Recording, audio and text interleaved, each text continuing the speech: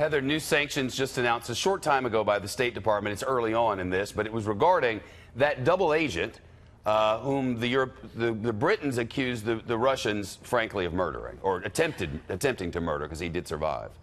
Yeah, this was a very serious case where the Russians used a nerve agent on NATO territory.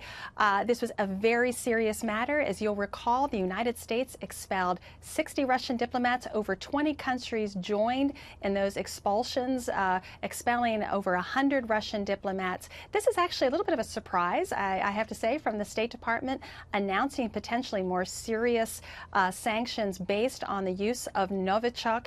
As you'll recall, thankfully, Mr. Skripal and his daughter did survive this attack, but recently there was a death, actually a remnants of where we believe the nerve agent was used.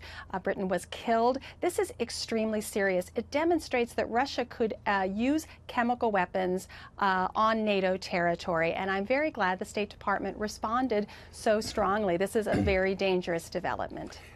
In part of the statement, the Russian government has denied this. The United States determined under the Chemical and Biological Weapons Control and Warfare Elimination Act that the government of the Russian Federation has used chemical or biological weapons in violation of international law and has used lethal chemical and biological weapons against its own nationals. That's from the State Department spokesman and former Fox Newser Heather Nauert.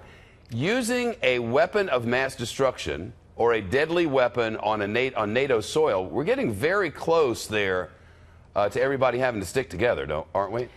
You're absolutely right. This is what makes NATO's job so important. When we have Russia illegal annexing territory, invading other countries, using disinformation, malign influence, this is very, very serious, and it requires strong resolve. We need Europe to do more, focus on that defense spending, but this is where all 29 NATO countries need to remain very united, because this is getting more aggressive. More risks are being taken, and the stakes are getting very high. Heather Connolly, thanks, Heather. Appreciate it.